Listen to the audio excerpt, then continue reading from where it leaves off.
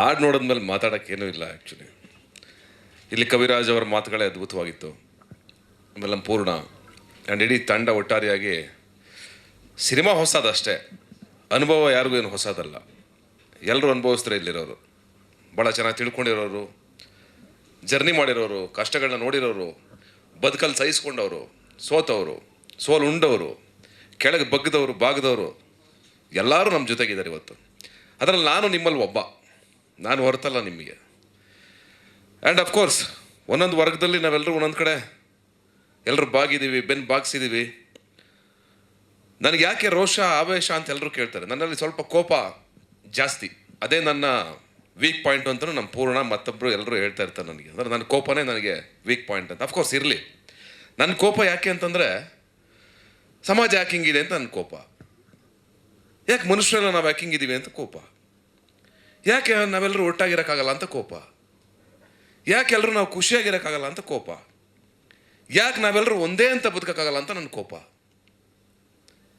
ಯಾಕೆ ನೀವು ಮಾತ್ರ ತಿಂತಾ ಇದ್ದೀರಾ, ಉಣ್ತಾ ಇದ್ದೀರಾ ಅಂತ ನಮ್ಮ ಕೋಪ. ಯಾಕೆ ನಮ್ಮ ಮಕ್ಳಿಗೆ ಮಾತ್ರ ಬಟ್ಟೆ ಇಲ್ಲ, ಒಳ್ಳೆ ಬಟ್ಟೆ, ನಮ್ಮ ಮಕ್ಳಿಗೆ ಮಾತ್ರ ಎಜುಕೇಷನ್ ಇಲ್ಲ ಅಂತ ನನ್ನ ಕೋಪ. ಯಾಕೆ ನೀವು ಕಾರ್ ಮೇಲೆ ಕಾರಲ್ಲೇ ಓಡಾಡಬೇಕು ಅಂತ ನನ್ನ ಕೋಪ. ಯಾಕೆ ನಾನು ಕಾಲ ಮೇಲೆ ಕಾಲು ಹಾಕೊಂಡ್ರೆ ನಿಮ್ಗೆ ಬೇಜಾರಾಗುತ್ತೆ ಅಂತ ನನ್ನ ಕೋಪ.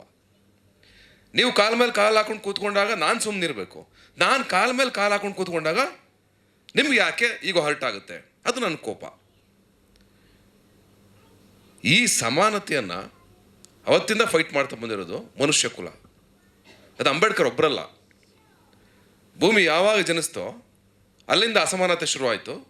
ಒಬ್ಬೊಬ್ಬರು ಮನುಷ್ಯರಲ್ವೇ ವೈಮನಸ್ಸು, ಅಸೂಯೆ, ಇದನ್ನೇ ತುಂಬ್ಕೊಂಡು ಬದುಕ್ತಾ ಅದು ಬ್ಲಾಸ್ಟ್ ಆಗ್ತಾ ಬಂತು ಅಷ್ಟೇ. ಅದಕ್ಕೊಬ್ಬರು ಅಂಬೇಡ್ಕರ್ ಹುಟ್ಟಿದ್ರು, ಸಂವಿಧಾನ ಬರೆದ್ರು.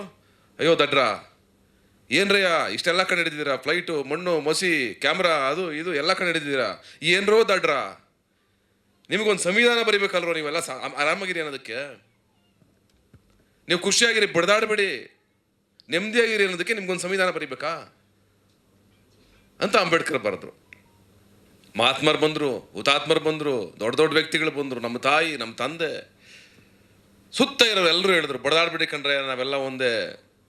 ಮೊನ್ನೆ ತಾನೇ ಕನಕದಾಸ ಜಯಂತಿ.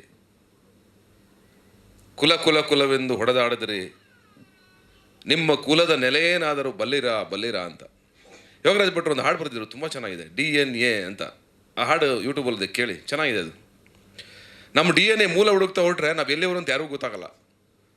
ಯಾವುದೋ ದೇಶದ ಯಾವುದೋ ಕಂಟ್ರಿಯ ಯಾವುದೋ ಮೂಲೆಯಲ್ಲಿ ನಮ್ದು ಯಾವುದೋ DNA ಸಿಗುತ್ತೆ, ನಾವು ಅಲ್ಲಿಯವರು ಅಂತ. ಆ DNA ಹುಡುಕೋದು ಹಿಂದೆಲ್ಲಿ ಸಿಗ್ತೀವಿ ನಾವು. ನಾನು ಶ್ರೇಷ್ಠ, ನೀವು ಶ್ರೇಷ್ಠ, ನಾನು ದೊಡ್ಡವನು ಅನ್ನೋದ್ರಲ್ಲಿ ನಮ್ಮ ಇಡೀ ಬದುಕು ಕಳ್ಕೊಂಡು ಅದಕ್ಕೆ ಫೈಟ್ ಮಾಡಿ ನಮ್ಮ ಮಕ್ಕಳ ತಲೆಗೂ ತುಂಬಿ ಅದನ್ನು ಪಾಸ್ ಮಾಡಿ ಮುಂದಿನ ಜನ್ರೇಷನ್ಗೂ ತುಂಬಿ ಯಾರೂ ನೆಮ್ಮದಿಯಾಗಿರ್ಬಾರ್ದು ಒಟ್ಟಿನ ಸಮಾಜದಲ್ಲಿ. ಹಂಗೆ ಮಾಡಿ ಮುಂದಕ್ಕೆ ಹೋಗ್ತಾ ಇದ್ದೀವಿ. ಈ ಬದುಕು ಬೇಕಾ ಅನ್ನೋ ಪ್ರಶ್ನೆ ನಾನು ನೋಡೋಡೆ ತುಂಬ ಸ್ಟ್ರಾಂಗ್ ಆಗಿದೆ. ಅದಕ್ಕೆ ನನಗೆ ಕೋಪ ಜಾಸ್ತಿ. ನಾನು ಎದೆ ಉಬ್ಬಿಸಿ ನಿಲ್ತೀನಿ ಯಾವಾಗಲೂ, ಎಲ್ಲೇ ಹೋದ್ರೂ. ದುರಂಕಾರನ ಅಲ್ಲ, ಕಾನ್ಫಿಡೆನ್ಸ್. ಇಲ್ಲಾಂದ್ರೆ ನೀವು ನನ್ನ ಬೆಂಡ್ ಮಾಡ್ತಾನೆ ಇರ್ತೀರ. ನಾನೊಂದು ಚೂರು ಬೆಂಡ್ ಆದರೆ ನನ್ನ ತಲೆ ಮೇಲೆ ಕಾಲು ಸೀದಾ ಬರುತ್ತೆ ನಿಮ್ಮದು. ಹಂಗಾಗಿ ನಾನು ಬೆಂಡ್ ಆಗಲ್ಲ. ನಾನು ಅಂದರೆ ಯಾರು? ನನ್ನಂಥ ಎಲ್ಲ ವ್ಯಕ್ತಿಗಳು, ನಾವು ಅಂಬೇಡ್ಕರ್ ಆದಿಯಾಗಿ, ಮಹಾತ್ಮ ಗಾಂಧೀಜಿ ಆದಿಯಾಗಿ, ಕುವೆಂಪು ಆದಿಯಾಗಿ, ತೇಜಸ್ವಿ ಆದಿಯಾಗಿ ನಾವೆಲ್ಲರೂ. ನೀವು ಕೇಳ್ಬೋದು, ಅಂದರೆ ನಿಮಗೆ ಈಗ ನಮ್ಮನ್ನೊಂದು ಗುಂಪಿಗೆ ಸೇರಿಸ್ಬಿಡ್ತೀರಾ. ಹೆಂಗೆ? ಹಸುವಿನ ಪರ ಮಾತಾಡಿದ್ರೆ ನಾನೊಂದು ಗುಂಪು, ಬಡವರ ಪರ ಮಾತಾಡಿದ್ರೆ ನಾನೊಂದು ಗುಂಪು,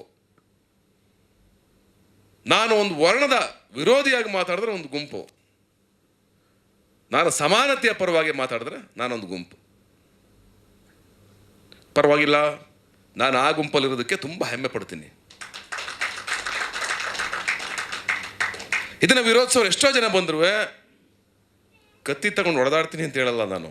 ನಿಮ್ಮನ್ನು ಕನ್ವಿನ್ಸ್ ಮಾಡಬೇಕು, ನಿಮ್ಮನ್ನು ಬದಲಾಯಿಸಬೇಕು. ಆ ಜವಾಬ್ದಾರಿ ನಮ್ಮ ಮೇಲಿದೆ. ಆ ಬದಲಾಯಿಸ್ತೀವಿ, 100% ಬದಲಾಯಿಸ್ತೀವಿ. ಅದು ಇಲ್ಲಿ ಕೂತಿರೋ ಎಲ್ಲರೂ ನಾವು ಬದಲಾಯಿಸೋಕ್ಕಾಗಲ್ಲ.